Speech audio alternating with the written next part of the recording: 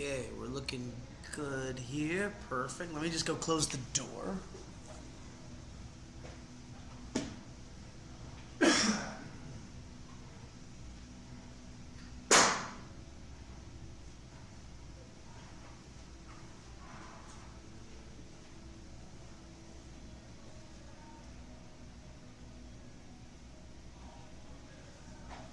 Okay, all right.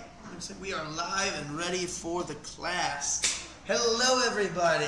Happy Thursday. It is the second Thursday of the month, which means that we are doing our intermediate camera class.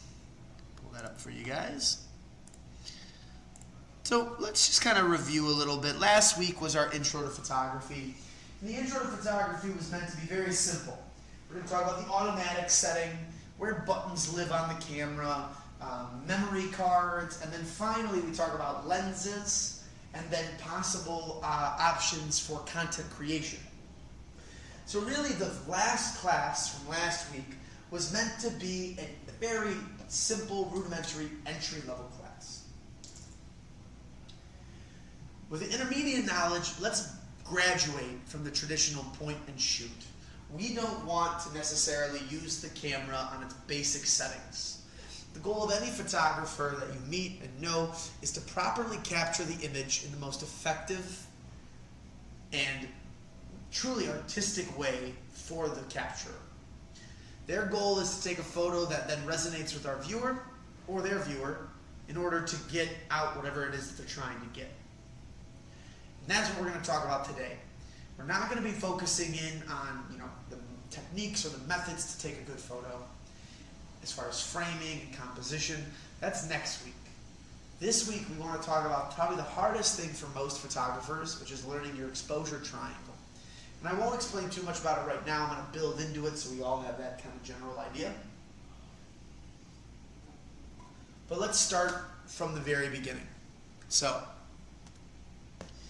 why go advanced for your point and shoot, your DSLR, or your mirrorless camera? Again, these cameras shoot in automatic. We can dumb them down and make them as simple as we want, and it's great to have that ability. If you're a brand new photographer and you're just learning and getting into this, it's a really easy way for you to start without it hurting your brain or hurting your ability and time to learn. The automatic setting is made so that way you as a photographer can start taking photos. But we're not just made for that, and neither is your camera. Going advanced means personalization, customization, but it really means that artistically, you can create something that's more than just a quick image. So I have a little picture here to explain that. I like to think of a quick image, something simple, as a snapshot. This might be a picture I send to my friend to say that there is a really cool mural on the second floor, and this is something I took with my cell phone. I might send this to somebody and be like, hey, I'm standing right over here. I'll meet you right there. But what makes something different as a photograph, as an actual picture that you took time into, requires more of a manual control. This is then the picture I took with my camera. So you can already see a difference, hopefully compositionally in color, in clarity, from the snapshot, this image, into my photograph. For any of the viewers at home watching, you can chat in and ask questions as you feel. But to kind of sum this up, things that I was controlling as a photographer. Not only am I making sure that I'm using a tripod to keep my photo level and in focus, I'm also doing an aperture control to make sure that I get the background and the foreground as well. We've played with our exposure compensation and ISO to really help the colors from the mural's lights pop. There are lights behind the blue, we want those to come through. That's where we get these beautiful deep purples that are coming off the escalator as well. Our focus parameter has switched. We're focusing in on the middle of the photo rather than just pointing into a random section. We've made sure that our our shutter speed is kept at a certain speed so that way we're not getting something too fast and losing the color, but we're not taking something too slow and getting an overabundance of color. So again, the difference between a snapshot and a photograph, to me, is as simple as manual controls. Something that I took on my phone with automatic settings and didn't put any thought or process into, versus something that I manually controlled and moved the dials in order to get the final product that I wanted. 80% of photography is taking the photo. 20% of photography is editing the photo. Put that into perspective when you're doing all of your work. Of course, it's great to edit. We're going to talk about that next week, but it all starts with your singular image and capturing it the way that you, the artist, the photographer, is intending to, by using the settings that are available on your camera and not just relying on the camera to do all the work for you. That's what we're going to hopefully learn today. Step one, I like to always reiterate this: learn your camera.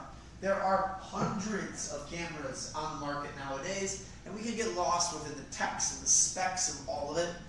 But let's keep this real simple. As a photographer, you want to buy a camera. Buy one that, number one, is in your needs and in your budget, but two, fits exactly what it is that you're trying to accomplish.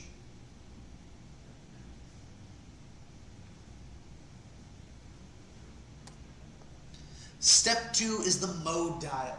So again, if we paid attention last week, we kind of understand where buttons live, what they do, how to find them, and a little bit about what they do. We talked about the mode dial last week, and I like to make this sound like the gear shift of your car. Playing with the mode dial will put you in from a, let's say, a neutral, reverse, or a drive. It'll move your gears of your car in order to get you to what you want to be in. The mode dial is no different on your camera. Playing with the mode dial will shift the internals of the camera into whatever it is you're trying to do. As a photographer, it's good to know because that's your main way of shifting between these programs. So your next steps as a photographer. Last week we hammered in the automatic setting. I still recommend as a beginner photographer to stick with automatic. It's the simplest, the fastest, and overall it'll teach you a little bit about how the camera thinks. So before you start jumping in and making changes and doing stuff that you're not familiar with, you get a nice education through the camera's automatic setting if you use it the right way. When you feel like you've gotten more attuned to that and accustomed to the settings and the controls, Program Auto exists for the next steps. The ability for you to change out numbers and dials and to create something that is a little bit more unique than automatic, but still gives you controls that you might see in an aperture or a shutter or a full manual setting. So if you feel comfortable with the automatic setting, try out P or the Program Auto. There's a few more things you can change while still allowing the camera to do all the work. Another great learning tool. From there, though, we move into aperture priority, which is only control of aperture, shutter priority, which is only control of shutter, and the full manual control. What we're going to do now is break those down individually. I'm going to talk about why you might want to use something like an aperture or shutter priority. We'll talk about ISO, and then how they all come together for full manual control.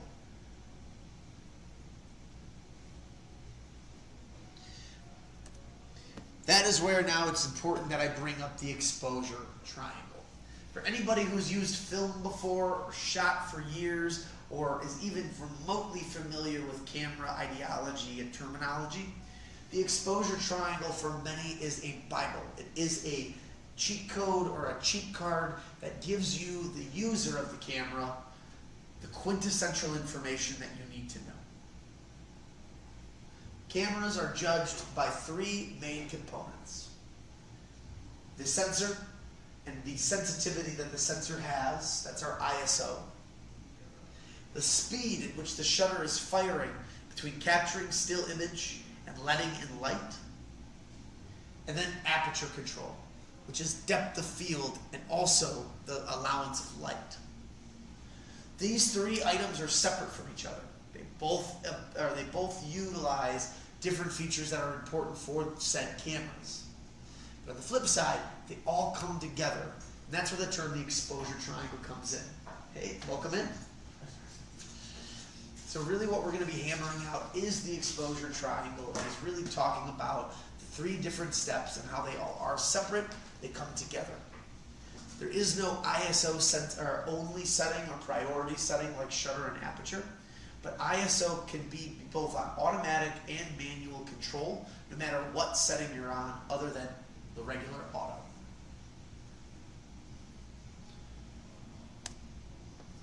Let's primarily start with the aperture priority. So aperture priority is very simple. On the inside of your lens, there's metal shutters. Those shutters control what we call the iris. And if you look at your eyeball in the mirror, you'll see that black circle.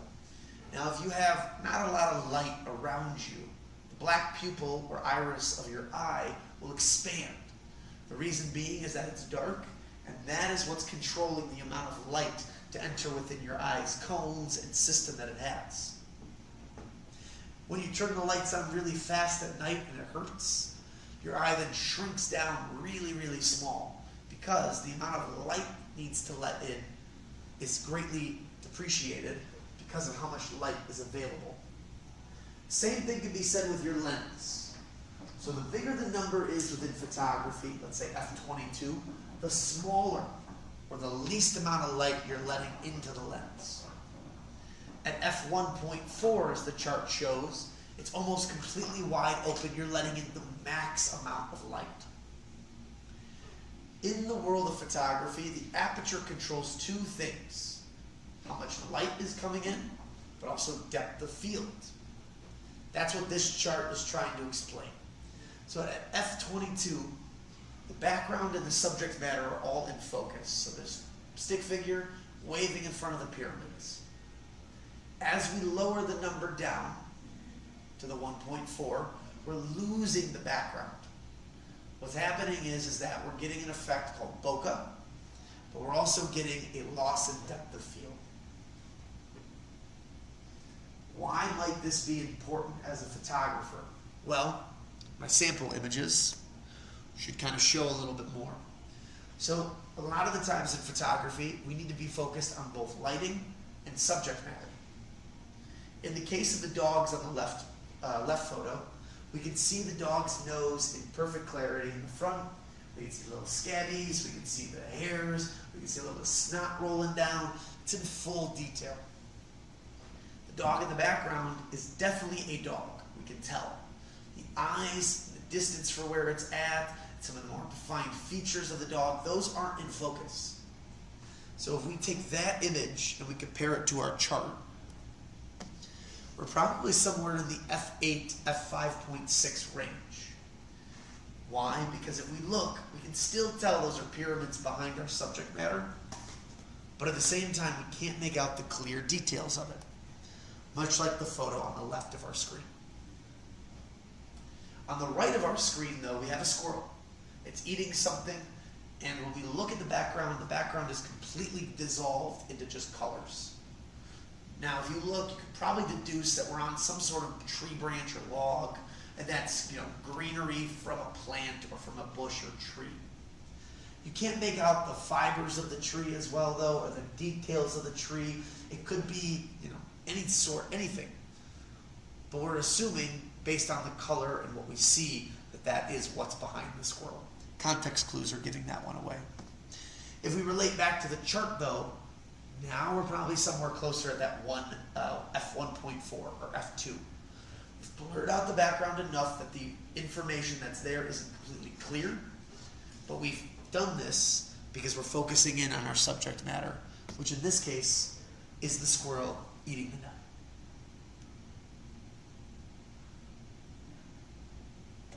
Now again, these all might make sense for why this is important, but let's talk about it in the sense of light. So again, the higher the number on the f-stop, the more of the foreground and the background we're going to get into the picture. So we're going to flatten the whole image. As we then lower the number down to 1.4, even a little higher, we're going to get a more shallow depth of field, blur the background out, separating it to focus in on our subject matter. I like this image though because you can see a difference between the two sides other than the fact that the background is blurred out. If you look at the deep image, you can see how dark the dog is. The eye looks muddy, the fur looks muddy, there's not a lot of light quality to it. That being said, the higher your f-stop, the less light you're letting into the camera. The lower the f-stop, closer to that 1.4 where you're blurring your background out, you're letting in more light.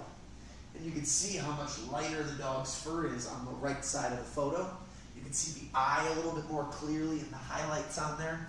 And that's all because of the shallow depth of field. You've opened your camera's iris up, allowing for more light to come in. Therefore, more light should be in the photo, as opposed to the deeper side where you're getting less of that light because your lens has a smaller iris to work with. Beautiful part about aperture priority though is that it will do the rest of the work for you. So if you're using aperture priority, it's usually on the camera, it's listed as A or AV, then what you're getting is the ability to just focus on the aperture, your depth of field. The camera will then dictate what ISO to be at, and then it'll also dictate what shutter speed to be at to give you the most light.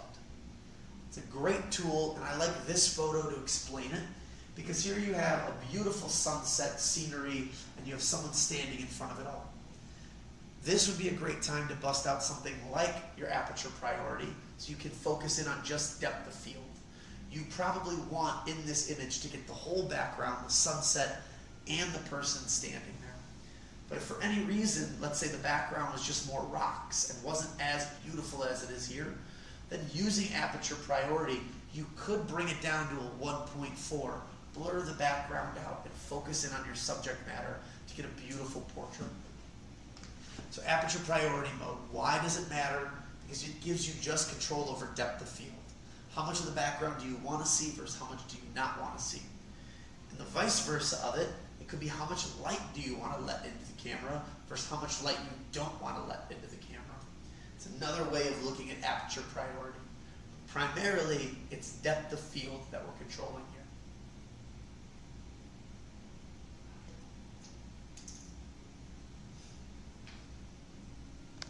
Chugging along, we have shutter speed.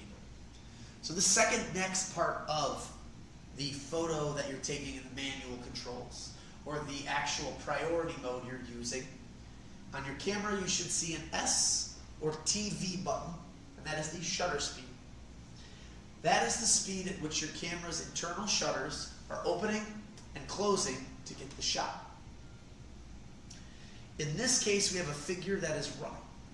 So this looks to be a lighter jog, could be a faster run, but what we're catching here is the sense that the faster the camera goes, and that's usually dictated with a higher number.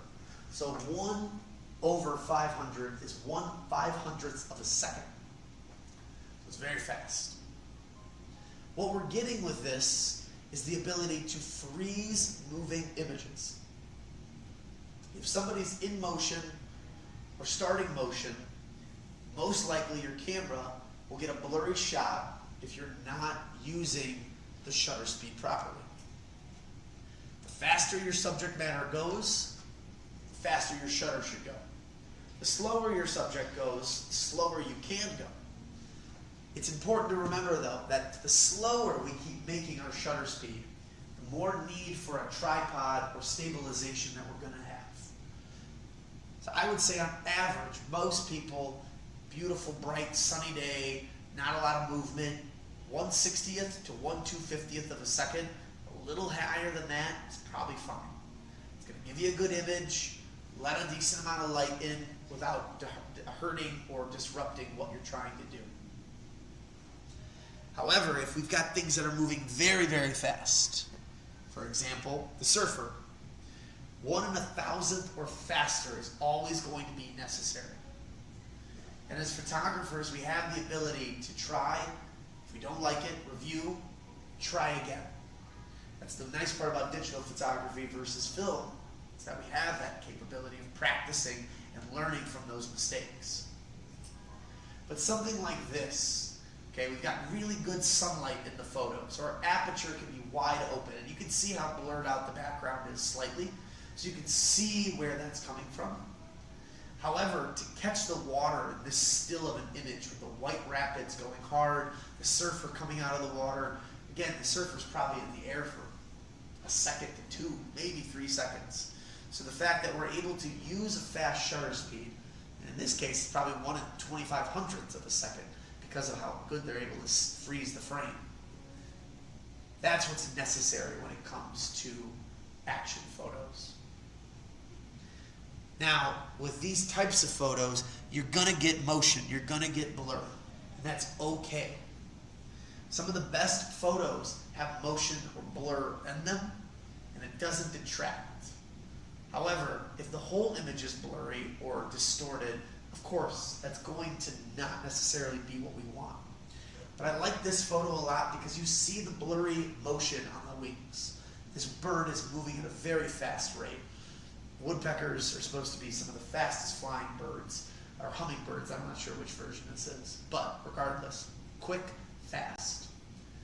If you look at the body of the bird, it's beautiful. The yellow, the green, the browns, parts of the blue, the orange beak, the firmness in the eye. The fact that you can see the bug in its beak is incredible.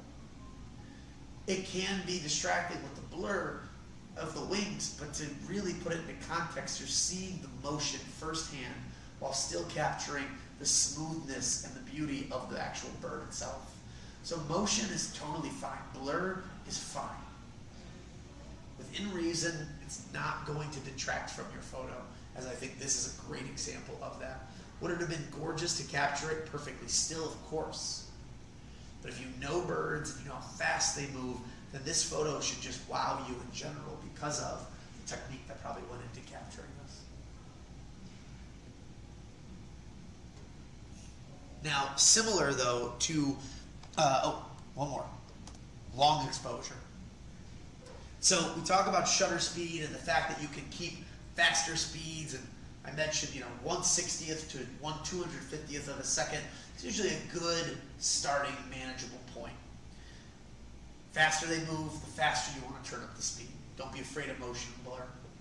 However, what happens when you want to get the richness and the beauty out of a photo that might not be moving, that might be more still? Well, long exposure comes into that mix. So with our cameras, we have the ability to set long exposure. On your mode dial, there used to be a mode called B that was for bulb. They got rid of that for the most part, and you're able to access this setting through manual control or with shutter priority. But you can set the shutter to stay open for as long as you'd like. What this does is oversaturate the image so you get the deepest and best colors possible. Now there is motion and there is blur to this photo, and it's very clear at the water. The water's falling at a sporadic rate, it's moving at a distance or at a speed that you might not be able to pick up right away on camera. However, if you look very closely, you can see the faint lines of where kind of that ghostly appearance or that movement blur is coming from. But if you look at the rocks, the greenery, the moss, all of that stuff saturated with color. So it really pops and shows the vivid coloration that you can get from keeping that long exposure. Greens typically blend in with each other, especially in nature. It sometimes can be difficult for the camera to differentiate the tonality between greens and browns and yellows. But long exposure typically will break that information and give you a lot of information. Beware though, you do want to have some sort of stabilization. Whether that's a tripod or putting this camera down on a stack of rocks or books if this is the situation you're in, you need it to be stable. If you or your hand shakes even remotely, which naturally we all have a tremor, then you're going to get a blurry photo. So keep that in mind. Long exposure, a must, is a tripod or some form of stability.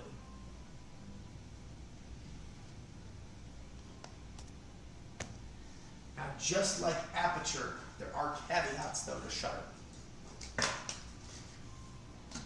So let's start with the main idea of shutter. Again, the faster you turn your speed, the better you are at capturing the image in freeze motion or freeze frame. The slower you move it, the more motion blur you can get. On the flip side to it, just like aperture, the higher you raise that number, the darker the image is going to get. The lighter or the slower that you keep your shutter at, the less light or the more light that you're going to acquire. This is where the trade-off comes in. Now, if you're using something like a shutter priority, and I like this photo too, and I'll go back to that other frame, but why use shutter priority? I think a picture like this is fantastic. This is one that a customer sent me. Her son was playing some form of Ultimate Frisbee League in downtown Chicago at Grant Park, and she wanted to go see a match, and this is the photo that she got. She's like, I don't understand. The lighting was great. Everything's good. Why can't I get it? That's where I recommended using shutter priority. The camera can do the work on aperture. The camera can do the work on ISO, but you control the speed at which you're capturing these images. Something like this, you probably would have benefited from a 1 in 1,000 plus speed to get a freeze image. But it's also important to remember that even if we just play with the speed, this is what comes into the shutter. The faster we go, the darker the image can become. The slower we go, the brighter. But on the flip side of that, shutter is also used to capture motion. The faster something's moving, faster or higher our shutter should be. The flip side, the slower it's moving, the slower our shutter can go. Use this the best way you can. That's why in photography, after you get to a certain point, and I'll explain that in a second, but I'll explain that after I explain ISO.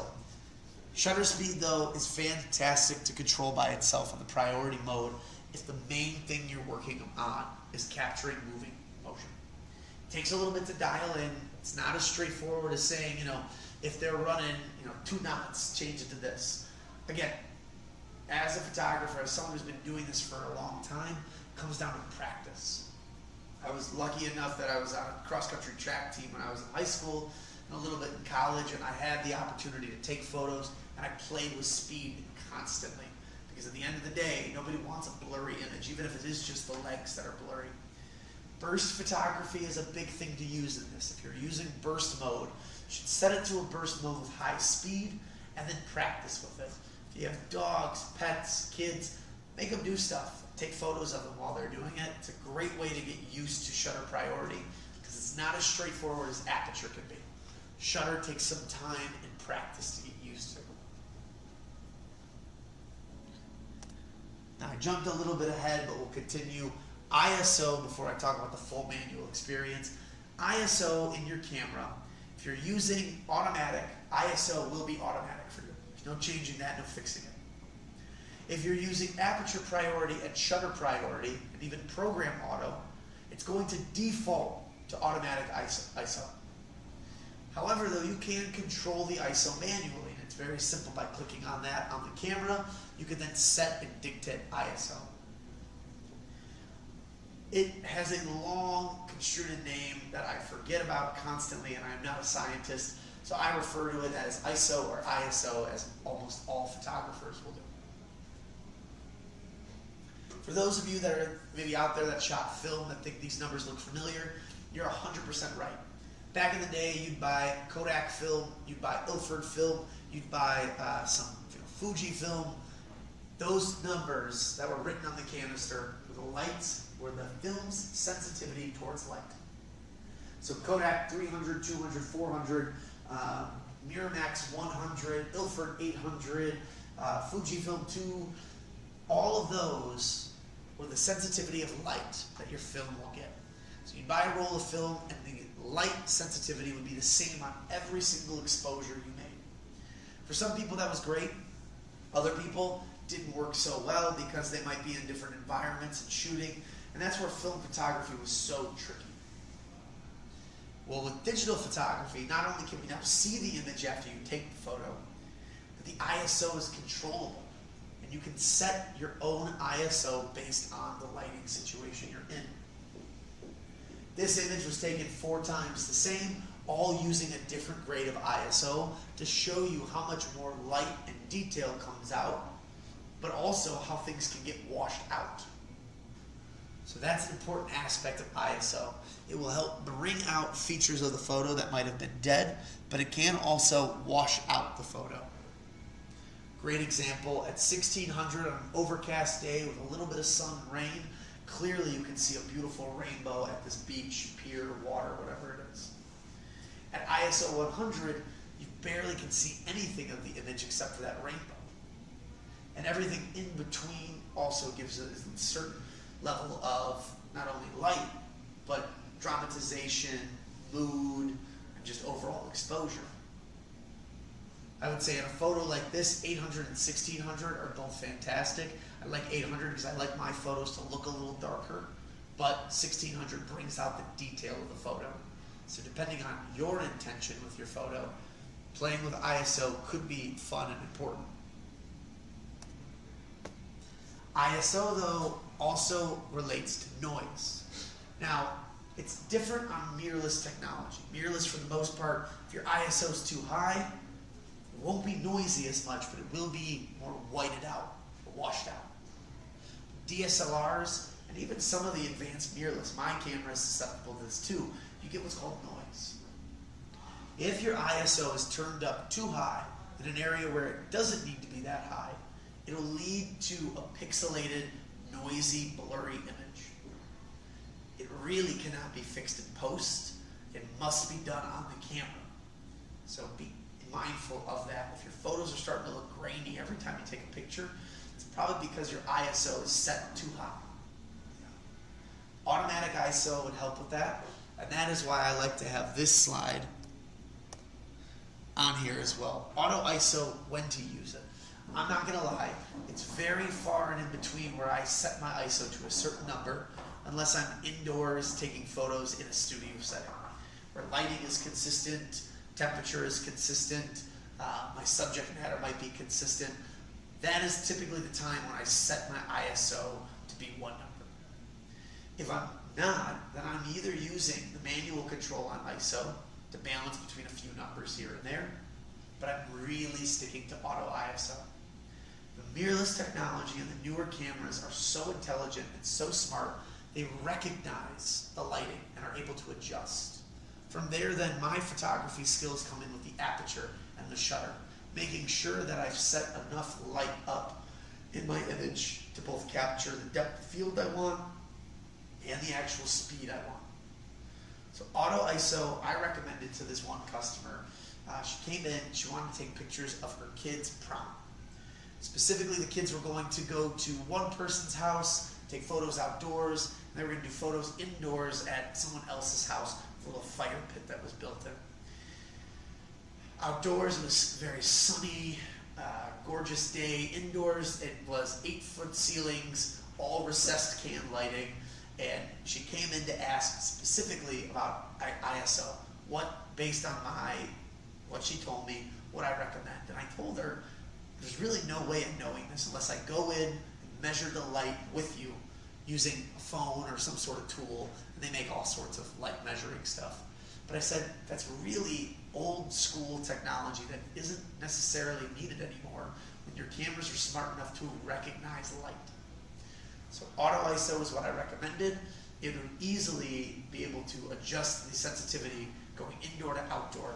And I think for her, she did a really good job of doing that. She showed me the images afterwards, so it goes a long way. If you're going to be in a place where you're going indoors to outdoors, it does not hurt to keep automatic ISO on and allow the camera to do the work for you.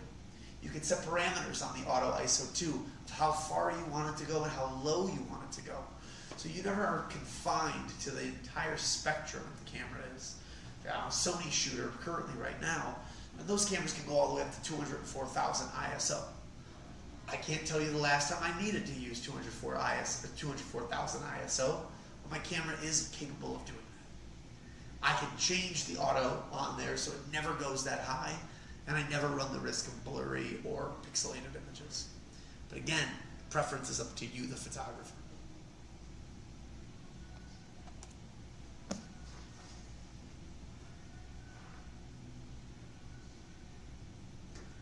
Now, to give you guys a simple review, aperture, shutter, and ISO. The the exposure triangle. The most important thing I could probably teach you within photography, because this is something that's been around since the first camera was made, and it'll be around till the last camera is made. What is f-stop? F-stop controls depth of field, background to foreground separation, and how much light you're letting into the camera. The higher the number, the flatter the image. The background and the foreground will be right on top of each other, clear as day. But at f16, you're not letting a lot of light in. Keep going down the channel, f1.4, you're separating the background from the foreground, blurring out the background to focus in on the foreground. By doing that, you're also letting more light into the camera. Shutter speed. The higher the number in shutter, the better chance of freezing a fast-moving image you are. So in this case, the hammer coming down at 1 1,000th second, we're able to freeze frame that hammer before it hits the board. Turning it down from there and going to half a second, we are now getting the hammer in motion, and there's a lot of blur. Board itself, though, is completely in focus because it's not moving. On the shutter priority, though, remember, the higher the number, the less light you're letting into the camera, and the lower the number, the more light you're letting into the camera. And then ISO comes down to the sensitivity towards light. The brighter your image or the brighter your subject or setting is, the lower you should be on your ISO. The darker situations that you are, you should be at a higher ISO in order to compensate for the light that you don't have. On the flip side of that, though, the brighter and the higher you go on ISO, the better chances you have to making your images look noisy or grainy, or just whitewashed, washed out. Your goal is always to aim for something in the middle with all of these numbers. And if you can do that, well, that'll lead to manual control. And that's really what you're trying to get at as a photographer. Your goal is to have manual control set up on your camera at all times. Because what really tends to happen is that no two photos are the same. Unless you're in a controlled environment with studio lighting set up, no movement as far as wind or breeze, subject matters are planned out, mapped out, and your cameras then have a setting that you can turn to where you can keep it at that same setting and fire. However, we're not working in those conditions. A lot of people, anybody watching online, yourself, you're going to be working in environments that take you outdoors, indoors, back and forth between the two, good lighting, bad lighting, fast-moving objects, slow-moving objects. Manual control will always be your friend. But it's important that you learn each step individually so you can better control it. So I always recommend to any new photographers, if you've got automatic under your belt, you feel good with everything that we've talked about the first class, the next thing you should be doing is just shoot in aperture priority. Just shoot in shutter priority. Play with the ISO on some of the images, switch it to automatic, and then try full manual. I don't ever want anybody to jump into full manual right away because it is confusing and it could deter you from wanting to continue to do this because you don't understand your camera. So ease into it, practice, and practice is the best form of training you can have on any camera. Now, these are the main three things to focus in on. However, there's more to your camera than and there's a lot to your camera that I'm not going to touch on, but I'm going to give you what I think are the most important points of customization in the non-automatic controls. So exposure. When you're editing photos, you have the ability to raise or lower the exposure. And what exposure does is it takes the entire image as a whole and makes it brighter or darker. This is a very important thing to play with because for the most part, you might have set your aperture, your ISO, and your shutter, but your images still look dark. Okay, you could be doing everything by the book, practicing, and you still aren't getting the quality you want. You can simply raise or lower the exposure compensation to lighten up or to make your photo darker. It's very simple, it's easy. On the eyepiece, there should be a dial that looks like this, or a dial, where then as you move it, it can move a stop to two stops, almost, Most of my cameras go up to about 5. Positive numbers will make your exposure brighter. Negative numbers will lower the exposure, making it darker.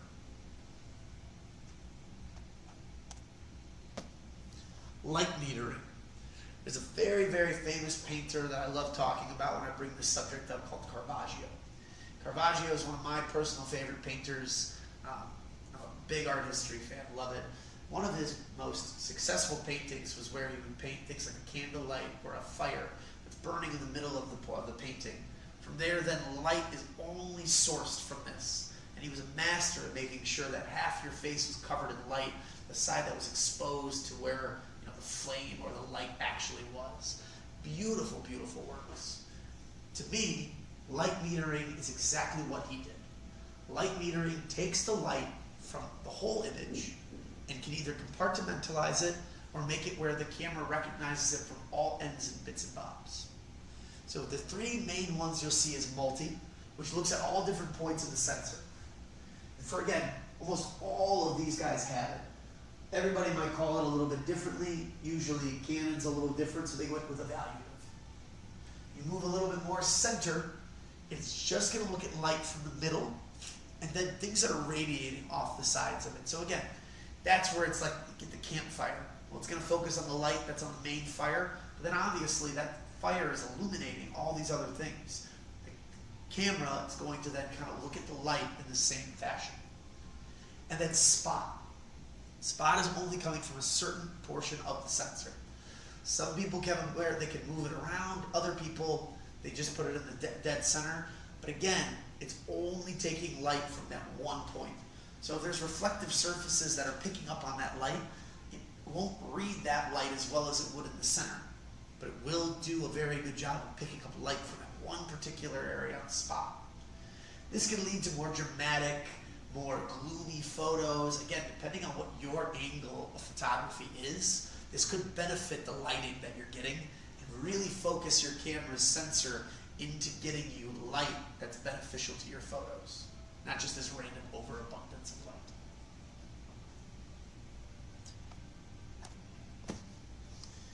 White balance and that also play into each other. Now, I won't read all of these out to you out loud because it is just some paragraphs together. But what is white balance? If we measure color on a scale, we get the Kelvin scale.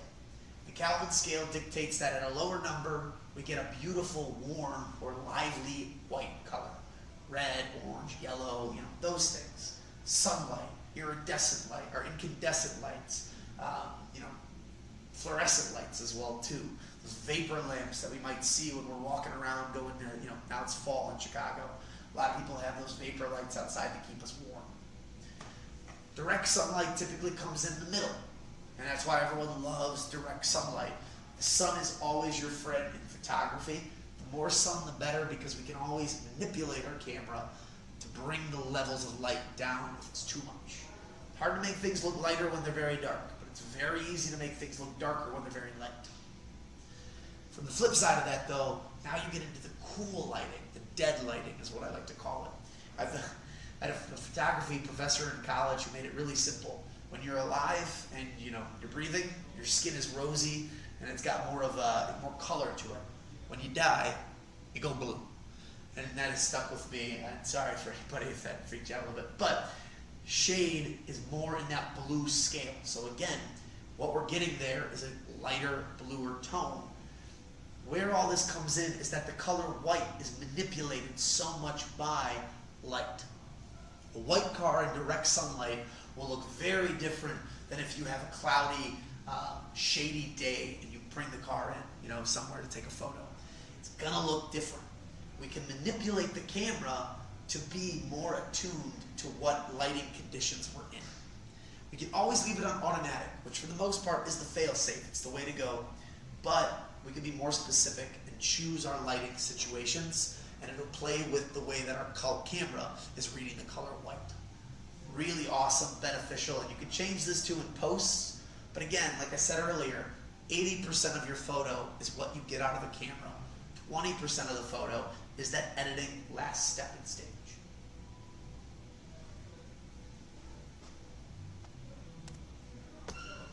Full manual, as I said earlier, is the full control of aperture and shutter. ISO can be left alone. You don't have to touch that if you don't want to get into auto or into manual ISO. But again, full manual control is always the goal of every photographer. And the reason being is it's going to give you the full manipulation and control of the tool that you have. I showed in the very beginning of class my difference between what I think a snapshot is and a real photograph. A snapshot is done with automatic. It's done with little to no concern of composition, color, and framing. And a photograph is an actual cause to take a beautiful photo that's thought out and perceived. You're not just going into something blindly, you're premeditated as far as how you're going to execute the photo. And knowing your full manual controls will go such a long way. From there then, what I'd like to do, and I do this after each class of this, I'm just going to show you some photos. And I'm going to sit there and I'm going to tell you how I look at the image and how I'm seeing those three controls, aperture, shutter, and ISO play out.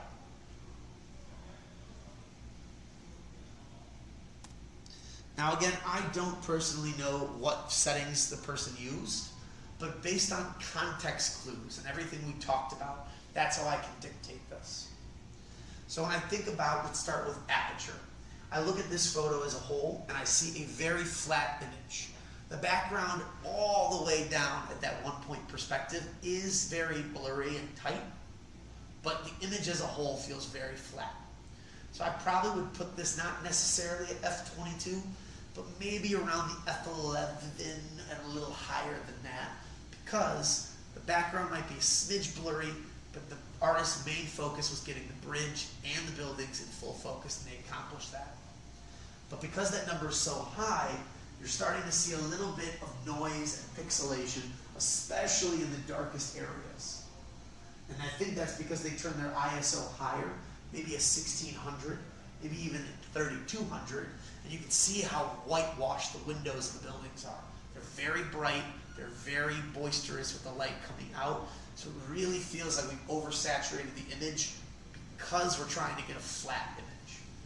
Shutter is at probably 1/60th of a second, 1/250th at the most. Again, because we don't need a lot of speed to capture buildings, but we want to make it slow enough that we can freeze the image.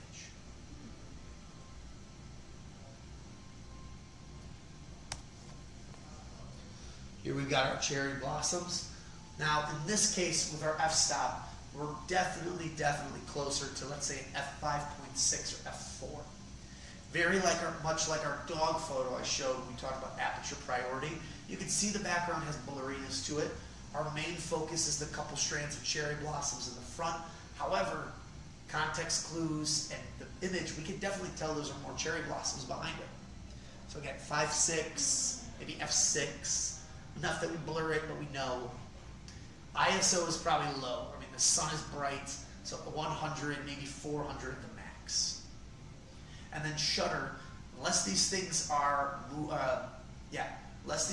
moving in the wind violently or shaking, which they really don't look like they are, I would say the shutter is probably at that 1/60th, 1/250th of a second. Saxon? Yeah. Can I ask a question? On this picture, would you go to aperture or would you go to shutter priority? I would go aperture. I mean, again, it depends. If there's no movement with them, I don't think shutter is necessary.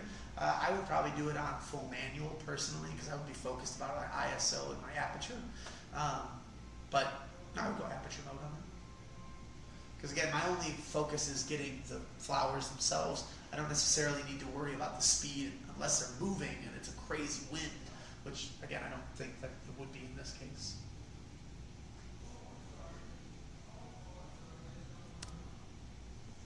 So here we have the portrait of the two firemen. Now, this one, aperture, again, we're probably going to get closer to that f, like, let's say 5.6, f, maybe 4 in this case, a little lower, because we can tell it's a fireman behind the other fireman. Unfortunately, we can't see where the eyes are, so we don't know if they're looking at the camera, the back of this guy's head, down at the ground. We can tell based on the context clues they're wearing the same helmet, they have that same little intercom system on their jacket. So that's where my aperture would go. Shutter speed, unless they're walking towards us, which this doesn't feel like they are. It feels like it's a staged image, but it also could be real. You just see his eyes, sadness or pain that looks like there's in there. Shutter speed wise, 1/250th of a second. If they're moving quick, maybe 1/500th of a second. But I would keep it low because the lighting on there is what's not the best. The lighting looks like it's canned and recessed. It's definitely coming from the top of the helmet, and from my angle, it looks like it's coming on the right side, coming down. So we have not the best lighting, so we probably want to have our ISO up a little bit more.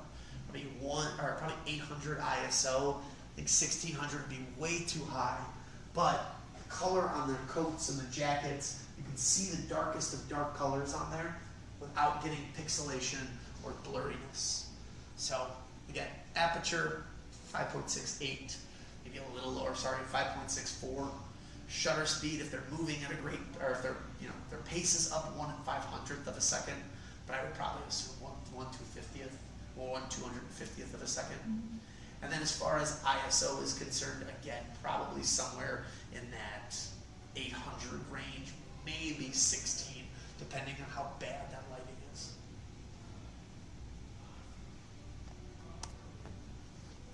This one I always like joking about, because if you've ever been to the Field Museum here in Chicago, you're probably familiar with how we have all the animals that are stuffed and we show the different biomes that they live. I feel like this is one of those animals, just for how detailed the photo is. Even on my computer, it looks phenomenal.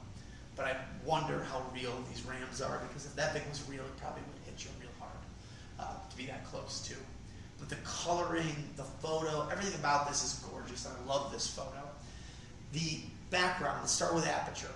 You can definitely tell it's a tree trunk in the back, snow, dead branches. I probably would put the aperture at somewhere closer to, let's say, an f8.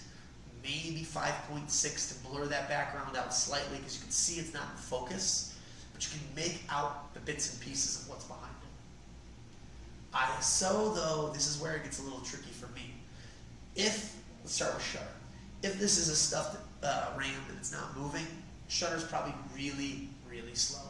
I would even say maybe 1/30th to 1/20th of a second.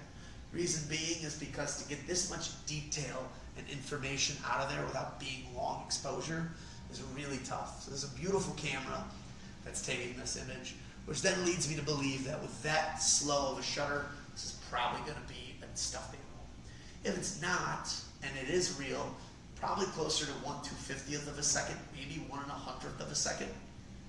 And then the ISO would be kept low. And that ISO is going to help bring out a little bit more detail on the photo.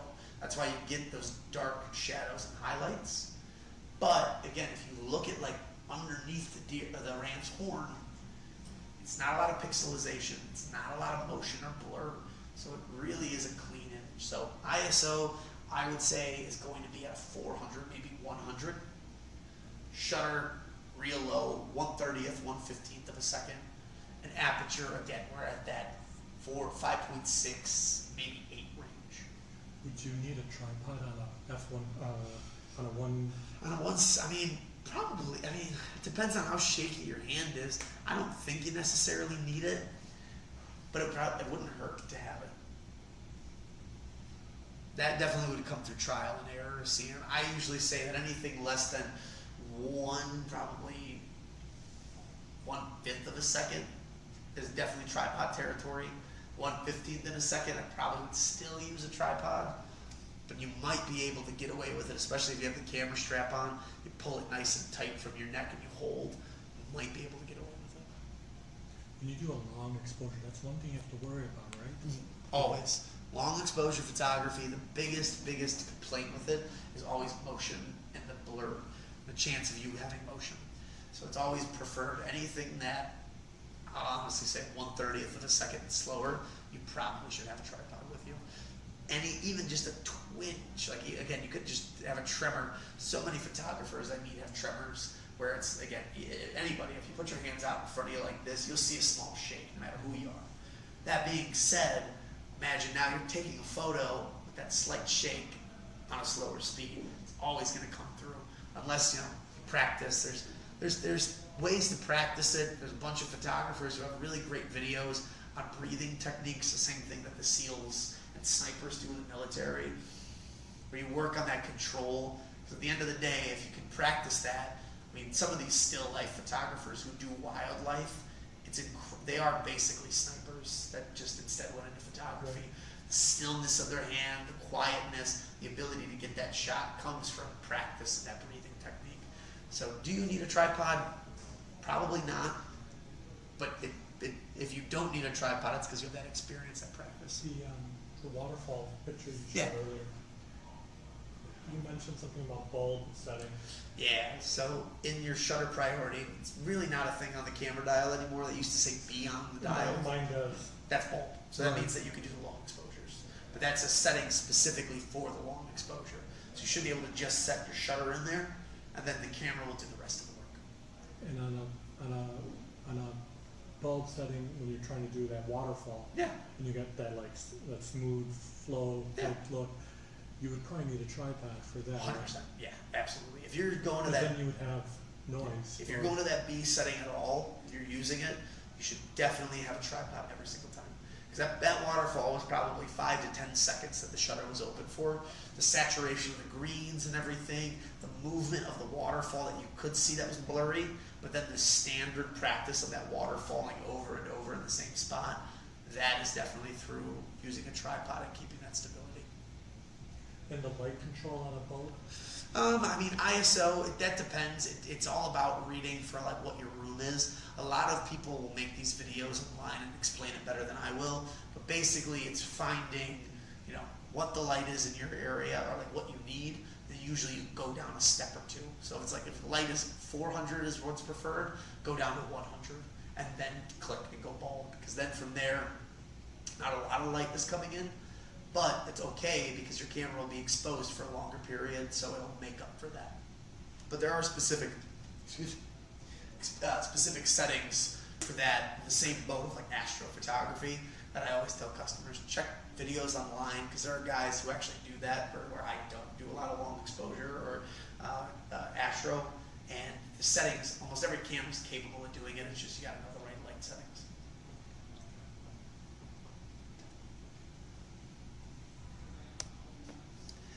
These ones I really like because I think they're showing off all of the attributes that we've been talking about. So right off the bat, let's start with aperture. Both of these are probably going to be at a 1.4, 1.8, maybe a smidge higher on that right photo, but probably not. The background's blurred out. You can tell it's probably trees and grass. On the left side, it's probably a car park behind those guys. However, it's very, very blurred out. The fact that these dogs are catching the frisbee and the speed that they are, we are definitely at 1/1000th of a second, but I would not be surprised if we're at 1/1500th of a second or 2000th of a second. The speed at which these dogs are jumping. Now, to throw that also into perspective, these photographers that are taking these styles of photos aren't using single burst photography. They're going into their drive mode and they're switching from one single burst into a multi-burst. Now from there, there's fast, there's slow, depends on what you're doing. Fast is fantastic when an object is really in speed. So something like this would be great to do fast burst photography.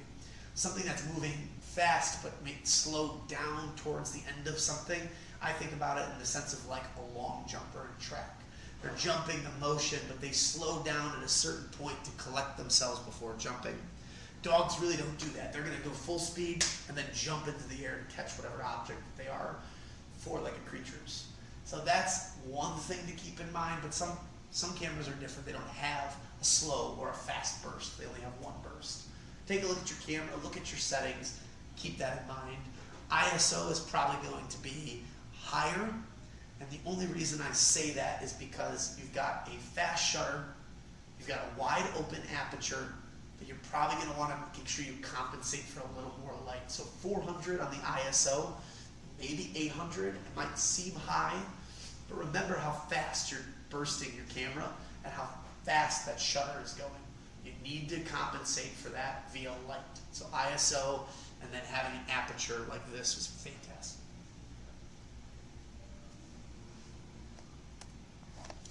Then one of the final images before we move into any questions you guys might have. This is a touchdown picture. You can see someone from the Naval Academy scoring a touchdown. There's two people that he blocked or went through to get there. We can kind of tell that it's number 6 standing up. We can't tell who it is on the floor, but we know right away, right? It's the opposing team. The lighting looks fantastic, so ISO maybe 100 to 400. And the only reason I say that high is because you can see the motion in this photo. He is easily diving into the end zone to score a touchdown. There is little chunks of turf flying that you can see. His leg is kicked back. There's no motion or blur on that, but it looks phenomenal. So that being said, speed is probably high. 1 in 1500s, 1 in 2000, maybe 1 in 1000, depending how fast this was. But again, depending on that speed, that's where we're looking. Now, that fast of a camera or that fast of a speed means ISO should be higher. Even with how bright and sunny and nice it looks on the field, you only get drop shadows, meaning the sun is coming from behind and hitting him. We can see that clearly on the back of his helmet. ISO you probably still want to have somewhere around 600 to 800. Again, faster the speed, the more light that we want to come in. And then on third, the aperture of this. We can clearly tell those are football players behind them. We can't make out the finer details. Can't really see the player's nose or where the eyes are. I can assume they're looking at the ground because he missed the touchdown, but we don't know. So, as far as that's concerned, this is probably closer to a 5.6, 8, or 11. You're in that range there where you're getting some of the background, you're blurring some of the background out still. That means the light that you're letting in isn't that great. So you mix that light, the very fast shutter, it's going to probably need to be high ISO. So that's where my 1600 would probably come from. We're compensating for all the other settings we have. Can our consumer cameras do this? Or? Yeah. I mean, this is the type of stuff that all these cameras can do. It comes down to the lens, obviously, that he has too, and the speed at which he's firing. You got to remember that guys like this, in order to capture this photo, they did a burst photography mode where they got 20 frames in 1 second, 40 frames in 1 second. Out of those 40 frames, one of them turned out like this. That's the other thing to keep in mind, is that these cameras, these settings, if you have a higher end camera, it's the same camera that these professional photographers are using. They might have a longer lens, but that longer lens doesn't equate to better photos. It just means that their reach is greater. From there, then it is the manual skill of knowing, okay, well, if they're moving that fast, this quick, change my settings, burst photography, take 20 frames in a second. One of them should have perfect quality, perfect stillness to it. That's the goal.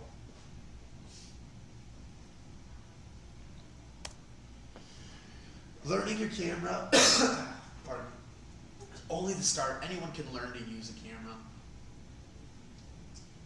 I tell this because this class is usually everyone's favorite because they all think this is the one that they're going to go out, they're going to be perfect with their camera from now on. Guys, it's a start. Learning your camera is so important, but actually going out and using it is another thing. Practice on your kids, your wife, your family, the dog, anybody who's willing to let you take their photo. Use that as an excuse to learn the camera. Whether that is something as simple as playing with lighting, playing with motion blur, playing with the ability to capture speed, astrophotography, macro photography. Maybe you like doing just goofy pictures. I remember when I was in college, one of my favorite things to do is I'd bring my camera grocery shopping, and I loved taking pictures of boxes stacked next to each other. I thought the depth of field and the control to use my camera to take a picture of the Cheetos box that was our bag right in front of me, but also get the bag that was all the way in the back and keep that in focus was really cool. And to me, those years of doing that when I was in college, and really could only afford that kind of stuff, was how I learned to use my camera better than a lot of people. So go out, use your camera. My best accessories that you can get without really spending money, practice. You buy a new lens, you buy a new camera, set up a still life at home, play with lighting, play with objects that have shine, matte finishes, rough surfaces. Learn your lens back and forth, learn your camera back and forth. Practice. Take classes. I'm a free class here. There are plenty of classes that you can do where they're free or you only pay a little bit to join. There's a group that comes in here that takes pictures of the botanical gardens. They swear by it. They do a competition too to get the newsletter cover. Whoever takes the best photo is the cover for that month's newsletter, for their web post. It's really cool. And they're just taking pictures of plants or bugs. YouTube is my greatest resource out there. I tell customers left and right, if there's a way of photography or something that you want to learn, YouTube, if you can't see it there, then it's not worth learning. Almost all of my favorite photographers are on YouTube making videos. There's no excuse to what you can learn. Workshops are great too. I've had customers that go out and do these trips where they'll learn how to take pictures of cactus in Arizona for a week. Not only that, but they get a vacation out of it, and they get to just sit and learn how to take one type of photo. And then travel. If you are leaving the country, the state, the city, the suburb you live in, if you're going 4 blocks over to grandma's house, bring the camera with you. That ability to travel with it is as an aspect of photography that is huge. Having the ability to just take your camera out at any point in time and take a photo is beautiful. So enjoy it, travel with it, carry it. Spent all this money on it, bring it out with you. If you do need to buy some stuff, I always tell people the top 4 items of this list are what I recommend. Buy a bag, protect the product that you spent so much money on in your investment. Never leave without an extra battery or an extra memory card. Get a lens cleaning kit. Don't use your t-shirt or your sweater. Get something that has a nice microfiber cloth and spray. It goes a long way. Camera strap is always important, but I do recommend there are padded ones out there. There's ones that have bungee cords on them, so they're a little more comfortable. Everybody's experience with a strap is different, so use the one that comes in the box. Get a fancy one, whatever you like. Tripods are great if you need stabilization. External hard drives to save your images if you're not using cloud-based solutions. Filters, whether it's polarized, ND, neutral density, a color filter. There's so many out there. Learn about them, watch a couple videos, see what you need as a photographer. Most case scenario, people will figure out what filter they need because they'll go to take a photo and something weird's going to happen to them and they're like, I don't understand it. Well, it's probably because you needed something like a filter.